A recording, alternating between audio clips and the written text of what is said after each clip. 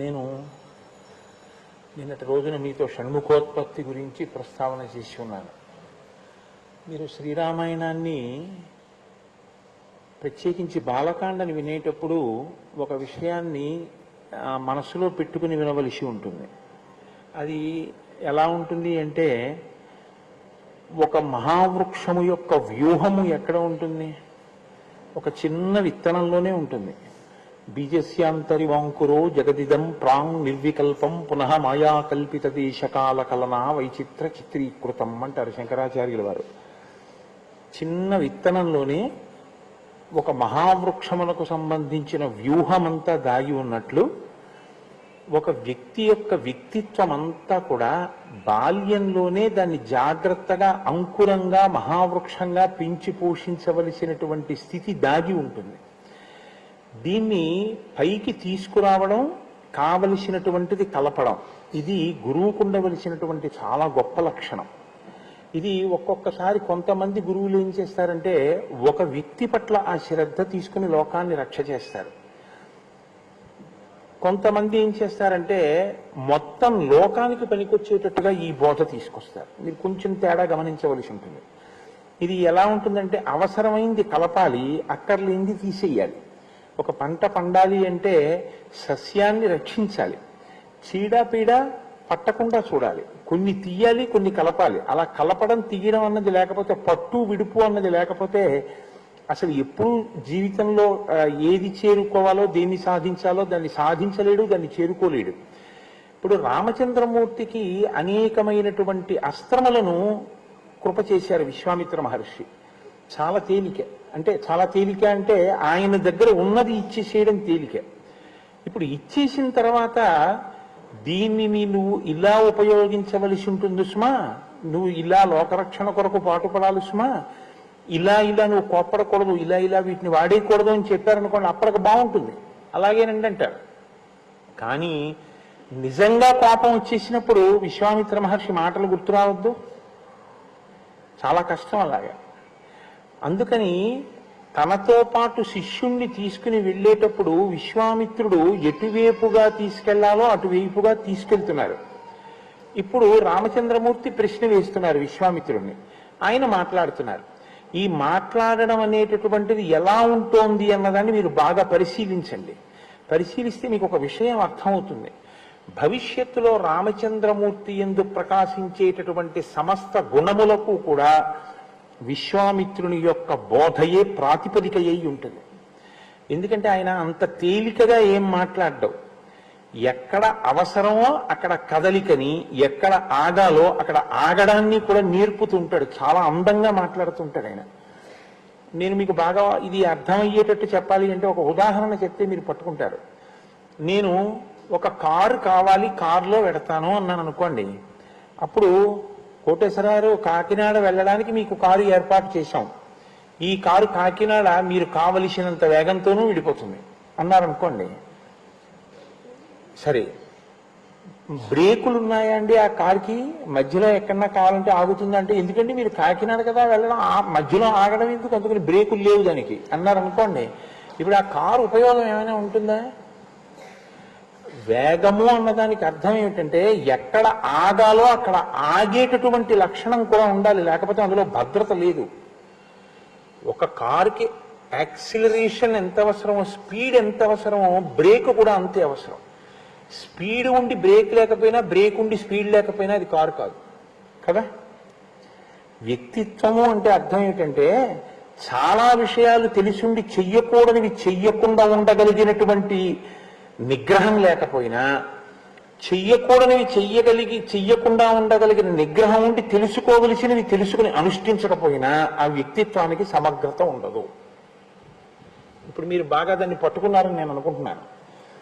ఈ కోణంలో తయారు చేస్తున్నాడు రామచంద్రమూర్తిని విశ్వామిత్రుడు. ఏవి ఇవ్వాలో అవి ఇస్తున్నాడు. అస్త్ర సంపదని ఇచ్చేశాడు, ఏది దేశకాలముల యందు చెయ్యాలో నేర్పుతున్నాడు. ఇప్పుడు చెయ్యకూడనివేవో అవి బాగా జ్ఞాపకం ఉండిపోయేటట్టుగా చెప్తున్నాడు. దేని యందు బాగా మనసు కుదురుకోవాలో దాన్ని ఉదాహరణతో చూపిస్తున్నాడు. ఇది విశ్వామిత్ర మహర్షి యొక్క ప్రజ్ఞ, ఇదే గురువు యొక్క ప్రజ్ఞ అంటారు. మనకి సనాతన ధర్మంలో ప్రత్యేకించి ఈ బోధ అనేటటువంటి దానికి ఉన్నంత విలువ ఇంకా మిగిలిన దేనికి లేదండి.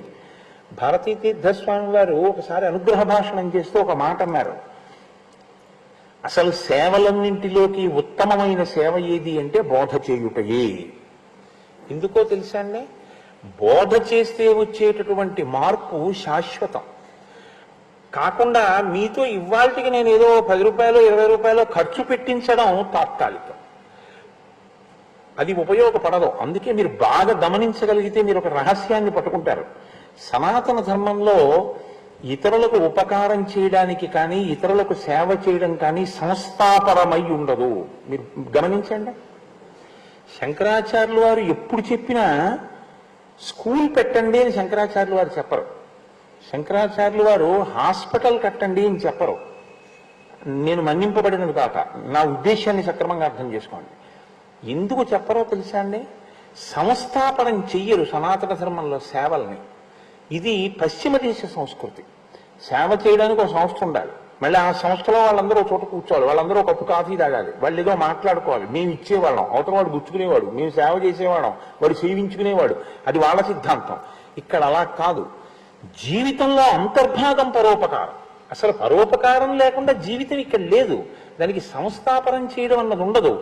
నా కుండలి, నా మకుటి, నా స్రగ్వి, నల్పభోగవాన్, నా హస్తాభరణం, ఏది చూడండి మీరు. అందుకే అయోధ్య పట్టణంలో ఉండే ప్రజల యొక్క గుణములను వర్ణిస్తే నా దాత, అక్కడ దాత కానివాడు లేడు. ఇంకా సంస్థ ఎందుకండి? ఇంకా దానికి క్లబ్బులోను సొసైటీలు ఏమిటి, చారిటబుల్ ఇన్స్టిట్యూషన్స్ ఏంటి సేవ చేయడానికి? అలా ఉండదు. మీ మనసుని ప్రభావితం చేస్తుంది బోధ. ప్రతి వ్యక్తి సేవ చేయడానికి ముందుంటాడంతే. ఎవరో ఒక ఆయనకి ఊళ్ళోకి వచ్చారు, ఆయన కొత్తగా ఊళ్ళోకి వచ్చారు, మా ఇంట్లో భోజనం చేయండి అంటే మా ఇంట్లో భోజనం చేయండి అంటారు. అంతేగాని భోజనాలు పెట్టడానికి ఒక సంస్థ ఉండక్కర్లేదు. ప్రతి ఇంట్లో ఉన్నవాడు దానికి సిద్ధంగా ఉంటాడు. ప్రతి ఇంట్లో. అందుకే రంతిదేవుడు ప్రభువయ్యుండి ఆ ఉపకారంతో ఉన్నాడు, శిబి చక్రవర్తి ఆ ఉపకారంతో ఉన్నాడు, సత్యహరిశ్చంద్రుడు ఆ ఉపకార బుద్ధితో ఉన్నాడు. పరోపకార బుద్ధి అనేటటువంటిది వ్యక్తి జీవితంలో అంతర్లీన ప్రవాహం చేశారు బోధ చేత పెద్దలు. తప్ప నువ్వేదో కొంత ఎవరికో ఇచ్చేసేస్తే ఒక సంస్థ సేవలు చేస్తూ ఉంటుంది, నువ్వు చేయవలసింది ఏముంటుంది అన్నట్టుగా బోధ ఈ దేశంలో జరగలేదు. అది అసలు ఆ సిద్ధాంతం లేదు ఈ దేశంలో. ఈ దేశంలో సిద్ధాంతం మనసుని మార్చడానికి ఉపయోగించి ప్రతి వ్యక్తి ఒక సంస్థ అయిపోయాడంతే. వ్యక్తియే సంస్థ. సంస్థలు సేవ చేయడం, వ్యక్తులు దానికి ఏదో కూర్చుని నిర్ణయాలు చేయడం అన్నది ఈ దేశపు సంస్కృతి కాదు. మన దేశపు సంస్కృతి కానిదాన్ని ఇంకొక సంస్కృతి కబళించింది అనుకోండి, మూలాలు కదులుతాయి. మీరు ఎప్పుడు గమనించవలసి ఉంటుంది. అందుకే మూలం కదిలిపోయే పనిని ఎప్పుడూ చేయరాదు. శంకర భగవత్పాదులు అందుకే ఆ కోణంలోనే చేస్తారు. బోధ ఎప్పుడు చేసినా ఆయన అలాగే చెప్తారు. విశ్వామిత్రుడు రామచంద్రమూర్తితో మాట్లాడితే మీరు కేవలం ఆయన ఏవో జరిగిపోయిన విషయాలు చెప్తున్నాడు, జరిగిపోయిన కథలు చెప్తున్నాడని వినకండి. ఆయన చెప్తున్నప్పుడు మీరు వినేటప్పుడు ఈ కోణంలో వింటూ ఉండండి. ఇలా వింటే మీరు రామచంద్రమూర్తి యొక్క పాత్రలోకి పరకాయ ప్రవేశం చేయండి. ఆయన ఒక బ్రహ్మచారి, ఇంకాను తండ్రి చాటు బిడ్డ, ఇప్పుడే కొత్తగా బయటికి వచ్చాడు విశ్వామిత్రుడితోటి. విశ్వామిత్రుడు మాట్లాడేటటువంటి మాటల యొక్క ప్రభావం రామచంద్రమూర్తి జీవితం మీద ఉండి తీరుతుంది. ఎందుకో తెలుసా అండి? ఆయన ఒకటి నమ్మాడు జీవితంలో, మా నాన్నగారు చెప్పింది అంటే నాకు అది ఖచ్చితంగా ఉపయుక్తమే, ఇది నమ్మాడు. వాళ్ళ నాన్నగారు ఏం చెప్పారు? విశ్వామిత్రుడితో వెళ్ళి ఆయన ఏం చెప్తే చెయ్యన్నారు. ఇప్పుడు విశ్వామిత్రుడు ఏం చెప్తే చేస్తే, ఏం చెప్తేది నమ్మితే ఆయన వ్యక్తిత్వం మలచబడుతోంది. మలచబడుతోంది అంటే విశ్వామిత్రుడు మాట్లాడేటటువంటి మాటలే, వాటి యొక్క సారాంశమే ప్రవర్తన యందు రాముడు. ఇప్పుడు రాముని యొక్క ప్రవర్తన గొప్పదైతే కీర్తి ఎవరిది? విశ్వామిత్ర మహర్షిది, వశిష్ఠ మహర్షిది. ఒక వ్యక్తి వృద్ధిలోకి వచ్చి 10 మందికి పనికొచ్చాడు, ఎవరిదా గౌరవం? గురువు గారిది. మీరు మొక్క చిన్నదై ఉన్నప్పుడు నీళ్లు పోస్తారు, కానీ మహావృక్షం అయినప్పుడు దానికి నీళ్లు పోయరు. ఇంకా ప్రతి కొమ్మకి నీళ్లు పోయడం, దాని మొదట్లో నీళ్లు పోయడం ఏమి ఉండదు. తనంత తాను తట్టుకుంటుంది అంతే, కష్టాల్ని తట్టుకుని నిలబడుతుంది. ఇప్పుడు అది మహావృక్షం అయ్యేంత వరకు పోషిస్తాడు వ్యక్తి. అప్పుడు ఇంకా మేకొచ్చి తినేనివ్వండి, కోతొచ్చి కొమ్మ విరిచేయనివ్వండి, దొంగలు వచ్చి ఎక్కి కొమ్మలు కొట్టుకు పోనివ్వండి, తనని తాను మళ్ళీ వృద్ధిలోకి తెచ్చుకోవడాన్ని ఆ చెట్టు నేర్చేసుకుంటుంది అంతే. అంతేగాని దానికి ఎవరింక రక్షకులు ఉండరు. మహావృక్షం కింద మలిచాడు విశ్వామిత్ర మహర్షి. ఇది మీరు బాగా పట్టుకోగలిగితే మన కర్తవ్యం ఏమిటో కూడా మనకు బోధపడుతుంది. ఇందులో రెండు భాగములు ఉంటాయి. రాముణ్ణి విశ్వామిత్రుడు తయారు చేశాడు, అయిపోలేదు. మీరేం తయారు చేస్తున్నారు, నేనేం తయారు చేస్తున్నాను? ఒక మాటకంత ప్రభావం ఉంటే విశ్వామిత్రుడు మాటతో రాముణ్ణి తయారు చేయగలిగితే మీరు మీ మాటతో కూడా ఏమైనా ఉపకారం చేస్తున్నారా లోకానికి? బోధ చేసేటప్పుడు ఒకరికి ఉపయుక్తమైనటువంటి మాట మీరు ఏదైనా మాట్లాడుతున్నారా? మీ మాట వల్ల ప్రభావితమై ఆయన జీవితంలో ఒక కొత్త కోణం ఏదైనా ఆవిష్కరింపబడుతోందా? ఒక చెడుని వదిలిపెట్టి ఒక మంచిని కలుపుకోగలుగుతున్నాడా? అలా మీరేమైనా మాట్లాడగలుగుతున్నారా? మీ మాట దీనికి ఏమైనా పనికొస్తోందా సమాజంలో? ఇది అంతఃపరిశీలనం చేసుకోవడం ఋషి రుణం తీర్చుకుని ఋషి పథంలో మనం ప్రయాణించడం. ఇది మీరు దృష్టిలో పెట్టుకున్నప్పుడు విశ్వామిత్రుడు చెప్పేటటువంటి ప్రతి మాట, విశ్వామిత్రుడు రాముడితో కలిసి కదిలిన ప్రతి కదలిక వెనక చాలా గొప్ప విషయాలు అనేక ఉంటాయి. ఎందుకంటే మీరు చూడండి, పునాది అన్నది బాగా లేదనుకోండి, మీరు ఎంత సౌధం కట్టినా ఇంక అది నిలబడదు, అందులో ఉండడం కూడా కష్టం. ఎందుకంటే పునాది బాగులేదు, ఎప్పుడు పడిపోతుందో తెలియదు. పునాది బాగుంటే సౌధం బాగుంటుంది. రామాయణంలో రామచంద్రమూర్తి పాత్ర ఒక మహాసౌధం, అది యుగ యుగాలకి నీడనిచ్చే సౌధం. అటువంటి సౌధం నిర్మింపబడడానికి ఒక పునాది ఉంది. ఆ పునాది బాలకాండలో ఉంది. ఆ పునాది వేసిన వాళ్ళిద్దరు, ఒకరు వశిష్ఠుడు, ఒకరు విశ్వామిత్రుడు. వాళ్ళు వేసింది రాముడికి కాదు, రాముడిని అడ్డుపెట్టి నరజాతికంతటికి వేశారు.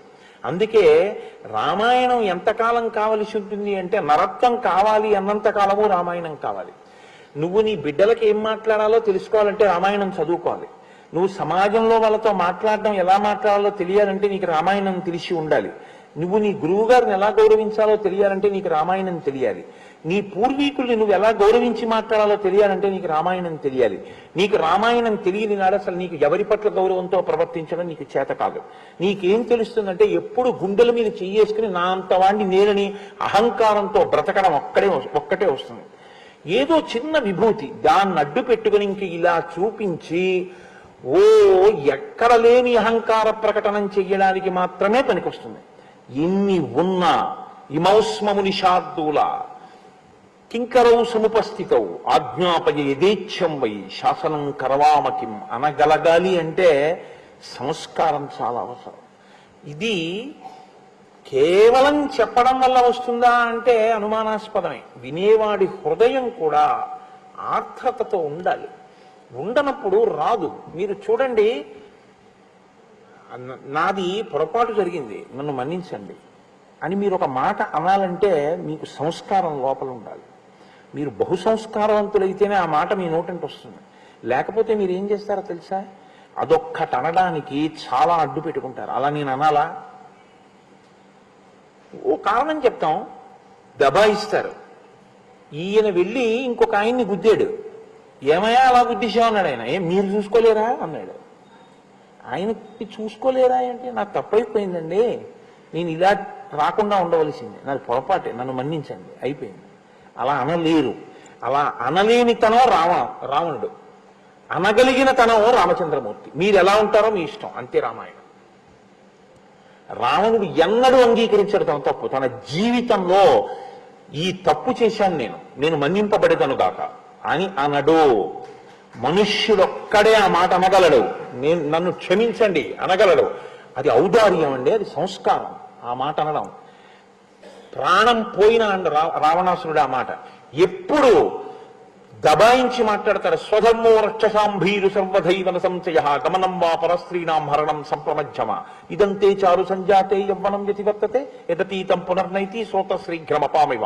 అలా ఉంటాయి రావణాసురుడు మాట్లాడితే. రాముడు మాట్లాడితే అలా ఉండదు. అత్యంత వినయంతో తన వల్ల ఏదైనా అపచారం జరిగిపోయిందేమోనని, ఎక్కడైనా జరిగిందని తనకు అనిపించిందో వెంటనే చెప్తాడు. తను చేస్తానన్నది చెయ్యనని అవతల వాళ్ళు అనుమానపడితే వాళ్ళ కర్మనడు రాముడు. రామో ధీర్ణాభిభాషతే, అమ్మా నాకు 2 మాటలు రావమ్మా అంటాడు. ఇది రాముడు.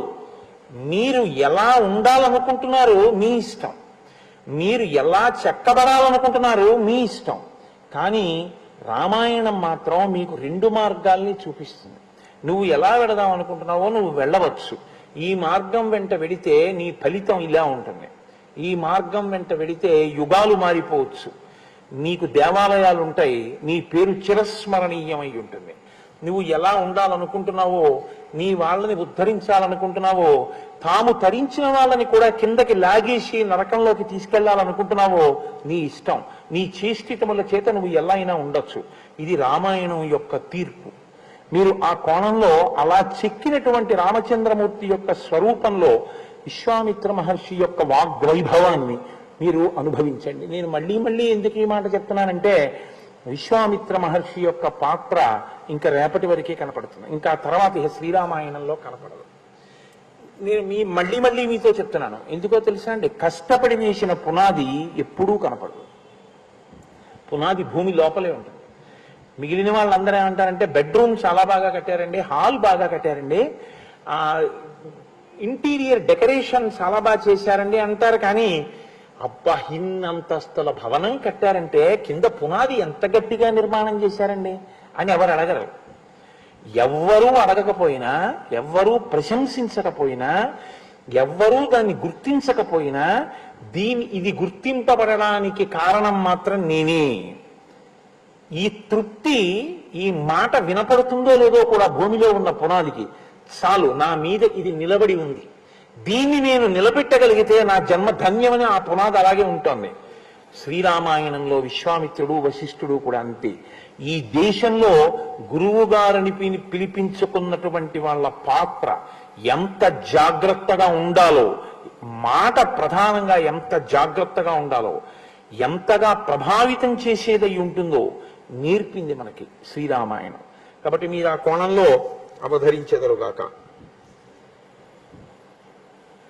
రామచంద్రమూర్తితో మాట్లాడుతున్నాడు విశ్వామిత్రుడు. నిన్నటి రోజున షణ్ముఖోత్పత్తి చెప్పారు. రాముడు అన్నాడు, అసలు నిజంగా నాకు ఆ షణ్ముఖోత్పత్తి వింటుంటే, ఆ సుబ్రహ్మణ్య జననం వింటుంటే నాకు చాలా ఆశ్చర్యంగా ఉంది అన్నాడు. అలా అనడం వెనక ఎన్ని రహస్యాలున్నాయో, అతను దాంపత్య జీవితం గురించి రాముడిలో ఎంత అవగాహన ఏర్పడిందో, వ్యక్తిగత జీవితాలు ఎప్పుడు తుఫాన్లోకి వెళ్ళిపోతాయో, చిన్ని రాముడికి ఎన్ని విషయాలు అర్థమయ్యాయో మీరు గ్రహించవచ్చు.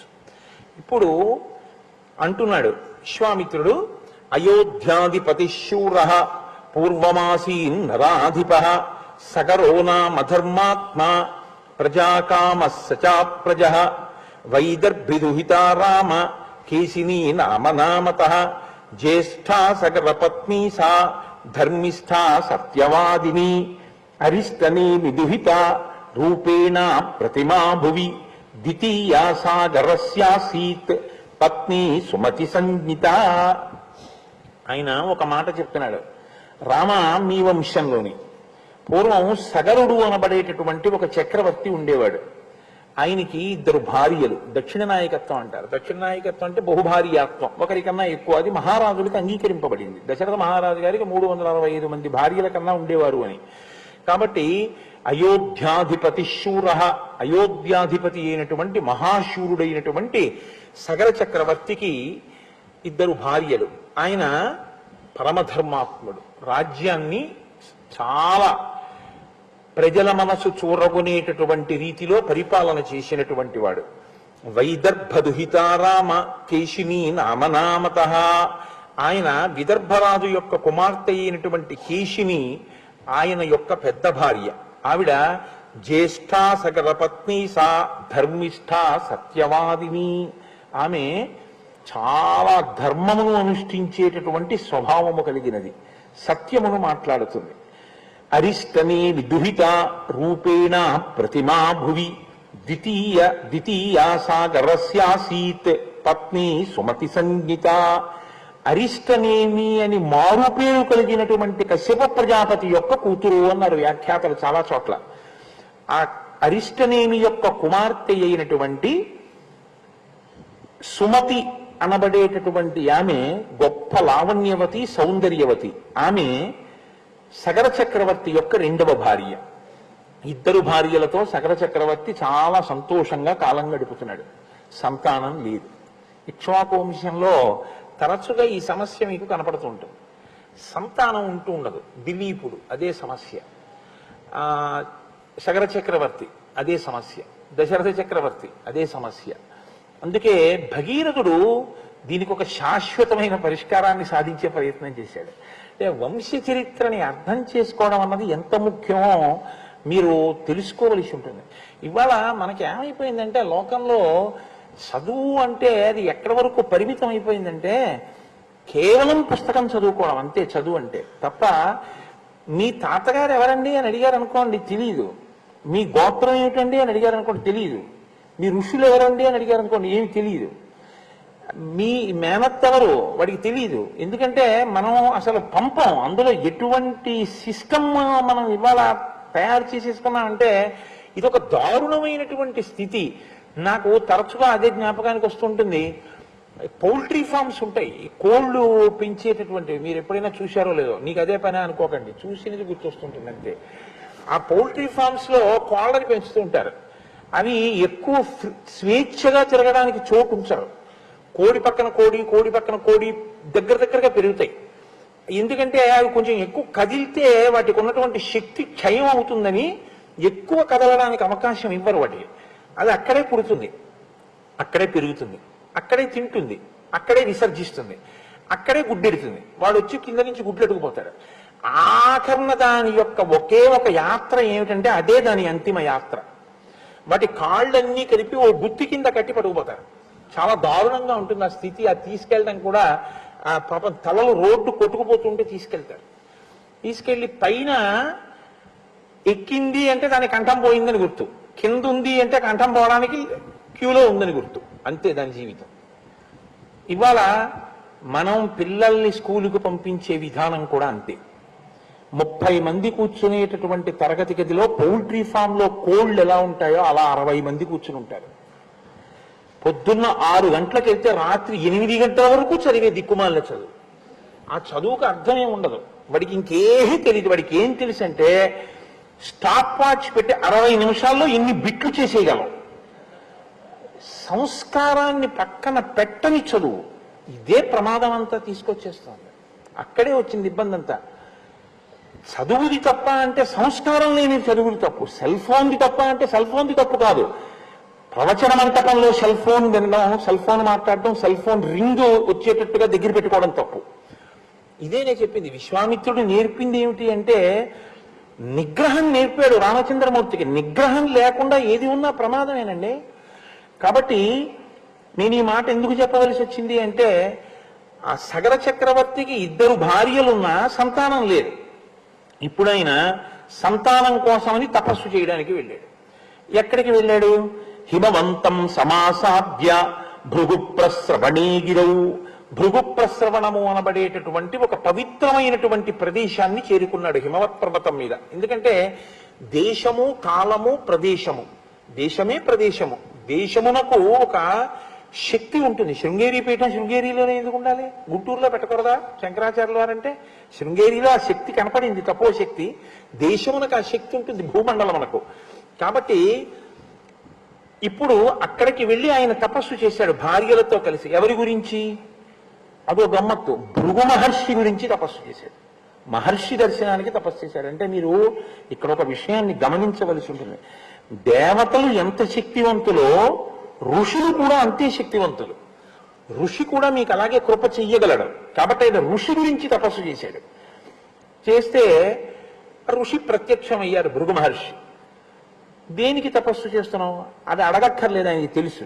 ఆయన అన్నాడు, నీకు 2 భార్యలు కదా, ఒక భార్య యందు బహుసంతానము, అంటే చాలా మంది పిల్లలు పుడతారు. ఒక భార్య యందు వంశకరుడు జన్మిస్తాడు. చాలా తథాస్తు. ఆయన విడిపోతున్నారు. కుతూహలం అని ఒకటి ఉంటుంది లోకంలో. కుతూహలం అన్నది ఎందులోంచి వస్తుందో తెలుసా అండి? మీ మనసు యొక్క స్థితిలోంచి వస్తుంది. వెంకటాచలంలో దర్శనం చేసుకుని మీరు బయటకు వస్తున్నారనుకోండి, ప్రసాదం ఇస్తూ ఉంటారు. ఇలా ఇలా ఇలా ఇలా చూస్తుంటాడు. ఇటు కౌంటరు, అటు కౌంటరు, 2 దారులు ఉంటాయి. ఇటు నుంచి ఇస్తారు, అటు నుంచి ఇస్తారు. ఇటు అటు కూడా చూసి పెడతాడు. ఎందుకంటే చక్ర పొంగలు ఇటిస్తున్నారని చూస్తాడు. అంటే తనకి ప్రసాదం మీద కుతూహలం కన్నా చక్కెర పొంగలి మీద కుతూహలం ఎక్కువ. జిహ్వ చాపల్యం అక్కడ కూడా ఉంది అని గుర్తు. సరే ఏమో చక్కెర పొంగల్ని ప్రసాదంగా తీసుకున్నాడు కదండి అంటే ఏమో కొంతవరకు పర్వాలేదేమో. కానీ అదేంటండి ఎట్టిడితే ఏదిస్తే ప్రసాదం అండి నాకు అన్నవాడికి అలా చూడక్కర్లేదు. అక్కడికి వెళ్ళి చెయ్యి పెట్టి చేతిలో ఏం పెడితే కళ్ళకు అద్దుకుని అది నోట్లో పెట్టుకుని వెళ్ళిపోతాడు కదా. కుతూహలం ఎక్కడ ఉంటుందో అంటే మనసు యొక్క స్థితిని బట్టి ప్రశ్న వస్తుంది ఎప్పుడూను. నేను అందుకే మీతో మనవి చేశాను, అదొక పెద్ద మనస్తత్వ శాస్త్రం అండి. శ్రీరామాయణం బాగా జీర్ణమైతే మీతో మాట్లాడే మనిషి యొక్క మాటని బట్టి ఆయన సంస్కారాన్ని లెక్క కట్టేస్తారు, మీరు తెలిసిపోతుంది. కాబట్టి ఇప్పుడు ఇద్దరు భార్యలు అన్నారు, మాలో ఎవరికి వంశకరుడు ఎవరికి బహుపుత్రులు అంటే ఇద్దరికి ఏదో కోరిక ఉందిగా, ఇద్దరూ ఎక్కువ సంతానమే కావాలని కోరుకుంటే ఇబ్బంది, కానీ ఇద్దరికి ఏమో వేరు వేరు కోరికలు ఉన్నాయేమో అంటే భృగు మహర్షి అన్నారు, ఆ గొడవ ఎందుకు మీకు ఎలా కావాలి అడగండి అన్నారు. మునేస్తువచనం శ్రుత్వా కేశిని రఘునందన పుత్రం వంశకరం రామ జగ్రాహన్ నృపసన్నిధౌ.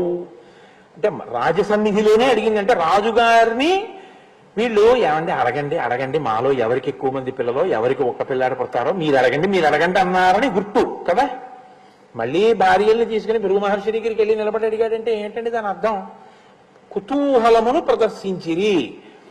ఇప్పుడు భృగు మహర్షి మీరే అడగండి అన్నారు. అంటే పెద్ద ఆవిడంది, మునిస్తువచనం శ్రుత్వా కేశిని రఘునందన ఓ రామ, రాముడికి చెప్తున్నాడు పిలిచి ఈ కథంతాను. ఆ ముని ఆమెని అడిగినప్పుడు నాకు వంశకరుడైనటువంటి ఒక్క కుమారుడు కావాలి అని అడిగింది. అందుకని మహర్షి అన్నారు, తథాస్తు, నీకు వంశకరుడైన కుమారుడు లభిస్తాడు. రెండో ఆవిడంది, షష్ఠిం పుత్ర సహస్రాణి సుపర్ణ భగినీ తదా మహోత్సాహాన్ కీర్తిమతో జగ్రాహ సుమతి సుతాం. సుమతి రెండవ భార్య. ఈవిడ చాలా చిత్ర విచిత్రమైనటువంటి స్థితిలో ఉంటాయి ఒక్కొక్కరి మనస్సు. ఆ మాటకి ఉండేటటువంటి అర్థాన్ని తెలుసుకోకుండా దాని లోతుపాతులు పరిశీలనం చేయకుండా గబుక్కుని ఉత్సాహపడిపోతే అలాగే ఉంటుంది. షష్ఠిం పుత్ర సహస్రాన్ని 60,000 మంది పిల్లలు నాకు కావాలండి, ఎక్కువ మంది పిల్లలు కావాలని. 60,000 మంది పిల్లలు. సుపర్ణ భగిని తదా, కశ్యప ప్రజాపతి కూతురు కాబట్టి గరుత్మంతుని చెల్లెలు, అందుకే సుపర్ణ భగిని తదా గరుత్మంతుని చెల్లెలు సుమతి. మహోత్సాహాన్ కీర్తిమతో. మహోత్సాహాన్ అంటే ఈ మహోత్సాహాన్ అంటే ఎటువంటిదంటే ఈ పని చెయ్యి అన్నారనుకోండి, ఏమంటే అలా చేస్తే ఇబ్బంది వస్తుందేమో ఒకసారి ఆలోచించండి అని అనడు. ఒకవేళ ఎవరైనా ఇంకా చెప్దామన్నా అక్కడ ఉండడు. ఏమయో ఆగలా వెళ్ళిపోతున్నాయంటే దానివల్ల ఇబ్బంది వస్తుందేమో అని మళ్ళీ ఏమైనా చెప్దాం అనుకున్నారనుకోండి, ఆయన అక్కడ ఉండడు, వెళ్ళిపోతాడు ఆ పని మీద. అత్యుత్సాహం అన్నమాట. మహోత్సాహాన్, అంత ఉత్సాహం ఉన్నవాళ్ళు 60,000 మందిని. కీర్తిమతో, కానీ కీర్తిని గణిస్తారు, అంటే వాళ్ళ పేరు మీద అలా కీర్తి నిలబడిపోతుంది. అటువంటి వాళ్ళని నాకు కావాలి అని అడిగింది. వాస్తు ఆయనకి ఏముంది, మహానుభావుడు వాక్కు చేత ఇవ్వగలడు. ఇద్దరికి మీకు ఇలాగే నేను కటాక్షిస్తున్నాను, అలాగే మీకు సంతానం కలుగుతుంది అన్నారు. సరే ఇద్దరు ఇంటికి వెళ్ళిపోయారు. వెళ్ళిపోయిన తరువాత సగర చక్రవర్తి భార్యలలో పెద్ద ఆవిడికి ఒక కుమారుడు కలిగాడు. ఆయనకి అసమంజసుడు అని పేరు పెట్టారు. రెండవ ఆమెకి ఒక పెద్ద పిండం ఒకటి పుట్టింది. ఆ పిండానికి తేనె పట్టుకు తేనెటీగలు ఎలా ఉంటాయో అలా 60,000 మంది చిన్న చిన్న చిన్న చిన్న పిల్లల యొక్క వ్యూహము దానికి అంటుకునుంది. దాదులు వీళ్ళని నీతి కుండల్లో పెట్టి పెంచి పెద్ద చేశారు. అంటే ప్రిమిచ్యూరుడు బర్త్ అన్నది రామాయణ కాలానికే ఉందిలో ఉంది. అందుకని 60,000 మందిని నీతి కుండల్లో పెట్టి పెంచి పెద్ద చేశారు. ఇప్పుడు ఈ 60,000 మంది పెద్దవాళ్ళు అయ్యారు. అసమంజసుడు పెద్దవాడయ్యాడు. అసమంజసుడు ఈ 60,000 మంది అన్నదమ్ములు కదండి అవుతారు, ఇద్దరు భార్యల బిడ్డలు కాబట్టి. బాగా జ్ఞాపకం పెట్టుకోండి, నేను ఎందుకు ఈ బంధుత్వం మీకు చెప్తున్నానంటే ఎదర చాలా అవసరం అవుతుంది. ఈ అసమంజసుడు ఒక పని చేస్తుండేవాడు. సరయూ నదిలో ఆడుకుందాం రండి పిలిచేవాడు పిల్లల్ని. వాళ్ళందరూ పిల్లలు కదా, సరే ఆడుకుందామని వెళ్ళేవారు. ఆయనకు ఒక అలవాటు, ఆడుతూ ఏం చేసేవాడంటే పిల్లల్ని తీసుకెళ్లి సరయూ నదీ తీరంలో ఉండేటటువంటి నీటిలో వాళ్ళకి ఊపిరి ఆడకుండా నొక్కి చంపేసేవాడు. వాళ్ళు గిలగిలగిలగిల తన్నుకుని చచ్చిపోతే రాజుగారి కొడుకు కదా ఇంటికి వెళ్ళిపోయేవాడు. ఇది ఎంతకాలం ఓర్చుకుంటారు ప్రజలు? చెప్పి చూశారు రాజుగారికి. రాజు చాలా తీవ్రంగా మాట్లాడాడు, నువ్వు ఇలా చేయకూడదని చెప్పాడు. అది మనకి ఎందువల్ల తెలుస్తుందంటే ఆయనకి తర్వాత పెళ్ళైపోయి కొడుకు కూడా పుట్టాడు కాబట్టి మారాలి కదా. మారలేదనే అర్థం. కొడుకు పుట్టేశాడు, ఆ కొడుక్కి అంశుమంతుడు అని పేరు కూడా పెట్టాడు సగర చక్రవర్తి. అయినా అతను మారినట్టు కనపడదు, అతను పిల్లల్ని అలా చంపుతూనే ఉన్నాడు. అంటే ఒక్కొక్కడికి ఒక్కొక్క పైశాచికమైన ఆనందం. కాబట్టి ఏవం పాప సమాచార సజ్జన ప్రతిపాదక పౌరాణామహితే యుక్త పుత్రో నిర్వాసిత పురాత్. ధర్మం అంటే అది. ధర్మం అంటే 10 మంది బిడ్డలు పోయి ఏడుస్తుంటే నా పిల్లాడు సంతోషిస్తున్నాడని ఊరుకోవడం కాదు. ధర్మం ధర్మమే. కాబట్టి రాజు అన్నాడు, సజ్జన ప్రతిబాధక, సజ్జనుల్ని బాధిస్తోంది నా కొడుకు ప్రవర్తన, కాబట్టి వీడి ఊళ్ళో ఉండడానికి వీల్లేదని రాజ్య బహిష్కారం విధించాడు. నువ్వు నా దగ్గర ఉండకుండా వెళ్ళిపో అన్నాడు.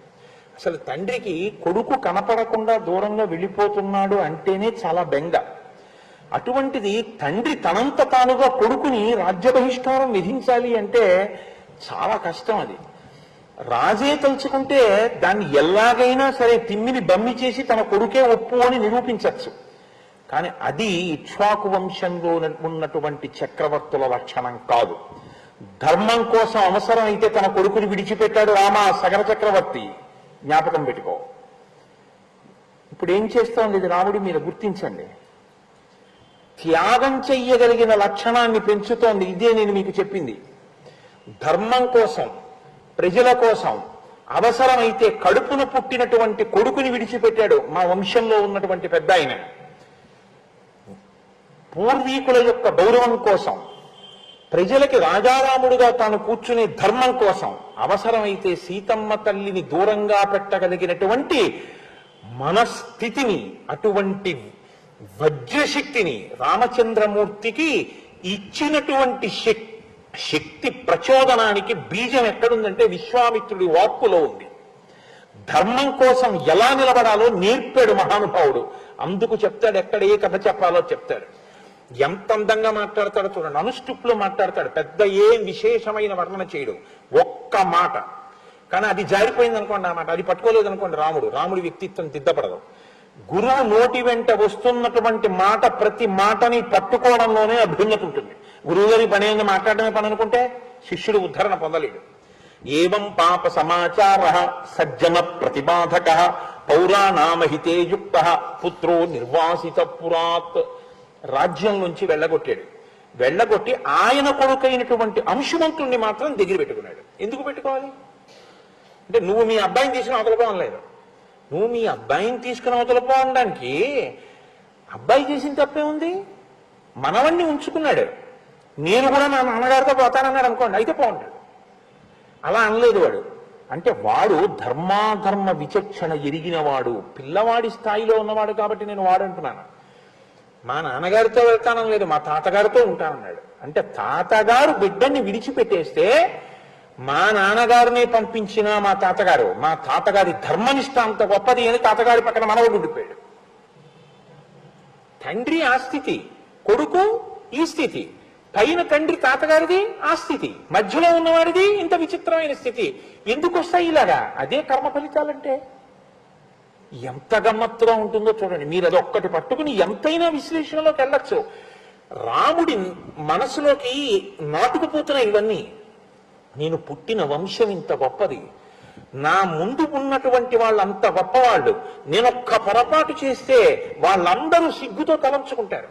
మా వంశంలో చెడ పుట్టాడు వీడి వల్ల మేమందరం ధర్మాత్ములమై కూడా ఇలా తల దించుకు నిలబడుతున్నాం, వీడు మా వంశంలో పుట్టినందుకు అని వాళ్ళు బాధపడతారు. నేను అలా ప్రవర్తించకూడదు.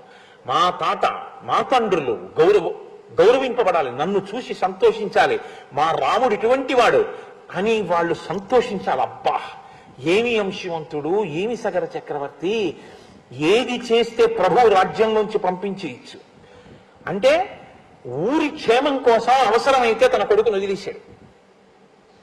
తన కొడుక ఊరా అంటే ఊరే కొడుకు కాదు, ఇది ప్రభు అంటే. ఊరా కొడుక అంటే ఊరిపోతే పోయింది, నా కొడుకు బాగుండాలన్నవాడు ప్రభువుగా కూర్చోవడానికి అనర్హుడు కదండి. ఇది రామాయణం అంటే. ఇది నేర్పుతోంది, ఒక రాజుకు ఉండవలసినటువంటి లక్షణాన్ని నేర్పుతోంది. ఇందులోంచి వచ్చాడు రాజారాముడు. ఈ రాజారాముడు మనకి ఆదర్శ పురుషుడయ్యాడు. చెక్కినవాడు విశ్వామిత్రుడు. అందుకే నాకు ఆయన పేరు చెప్తే చాలంత గౌరవం. నాకు బాలకాండ చెప్పడం అంటే ఎందుకు సంతోషం అంటే ఆ మహానుభావుడి పేరు 10 మాటలు ఉచ్చరిస్తానని సంతోషం. కాబట్టి విశ్వామిత్రుడే కాదు, లోకంలో ఎక్కడ ఏ గురుస్థానంలో ఉన్న వ్యక్తి అయినా నా దృష్టిలో ఆయన విశ్వామిత్ర తత్వం ఉన్నవాడే అని నేను నమ్ముతాను. కాబట్టి తస్య పుత్రోంశుమాన్ నామ అసమంజస్య వీర్యవాన్ సమ్మత సర్వలోకస్య సర్వస్యాపి ప్రియం వదః. ఆయన కుమారుడైనటువంటి అంటే అసమంజసుని కుమారుడైనటువంటి అంశుమంతుడు మాత్రం ధర్మాత్ముడై లోకంలో ఉండేటటువంటి ప్రజలందరి చేత ప్రేమింపబడి అందరి చేత గౌరవింపబడ్డాడు. సగర చక్రవర్తి చాలా సంతోషించాడు అని ఆయన అన్నారు. సగర చక్రవర్తి అశ్వమేధయాగం చేశాడు అన్నారు, అంతే అని తర్వాత విషయానికి వెళ్ళిపోబోతున్నారు. ఆయన పరిశీలనం చేస్తాడు. ఇలా చెప్పినా వింటాడా? దాంట్లో వివరం తెలుసుకోవాలని ఏమైనా కోరుకుంటాడా? అందుకని అన్నారు, సగర చక్రవర్తి అశ్వమేధయాగం చేశాడయా. అశ్వమేధయాగం పూర్తయిపోయింది. తర్వాత ఆయన వంశంలో అంటున్నారు, ఆగండి ఆగండి ఆగండి ఆగండి గురువుగారు ఆగండి ఒక్కసారి, అశ్వమేధయాగం చేశారా? మా వంశంలో సగర చక్రవర్తి మా పూర్వీకుడు మహానుభావుడు. ఏం అశ్వమేధయాగం అండి, ఎంత గొప్పదండి అశ్వమేధయాగం అంటే. శ్రోతుమిచ్చామి భద్రం తే, గురువుగారు నన్ను కృప చెయ్యండి, వివరంగా చెప్పండి అని ఎలా అడుగుతాడు. గురువుగారు నన్ను కృప చెయ్యండి. శ్రోతుమిచ్చామి, నాకు బాగా వివరంగా వినాలనుంది. మహానుభావులు ఎంత గొప్పగా చేశారండి మా పూర్వీకులు. విస్తరేణ కథామిమాం, బాగా వివరించి నాకు చెప్పరా గురువుగారు నా మీద కృపచేత. పూర్వకోమే కథం బ్రహ్మన్ యజ్ఞం వై సముపాహరత్. ఆ యజ్ఞం చెయ్యడం అంటే అంత తేలిగ్గా ఏముండదు అశ్వమేధయాగం. ఆ యజ్ఞాన్ని మా పూర్వీకుడైనటువంటి సగర చక్రవర్తి ఎలా చేశారో నాకు చెప్పవలసింది. ఒక నవ్వు నవ్వాడు. విశ్వామిత్రస్తు కాకుత్సంవాచ ప్రహసన్నివా. ఓ చిరునవ్వు చిందించేట విశ్వామిత్రుడు. ప్రహసన్నివా, దేనిక చిరునవ్వు?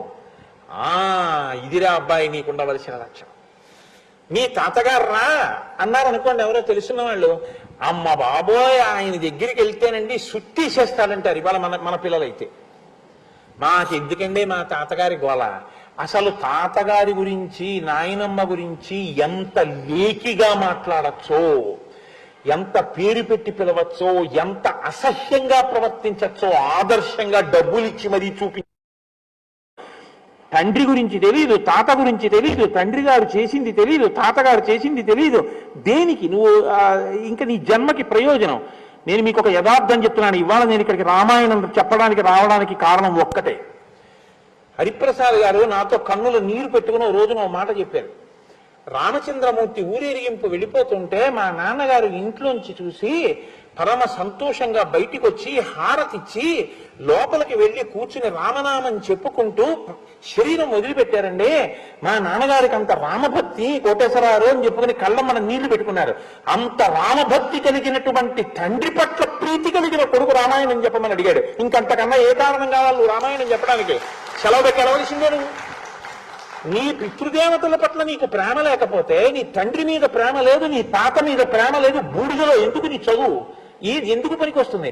తండ్రిని వృద్ధాశ్రమం, తల్లిని వృద్ధాశ్రమం, నీ పినతండ్రిని గౌరవించవు, పెద్ద తండ్రిని గౌరవించవు, గురువుని గౌరవించవు.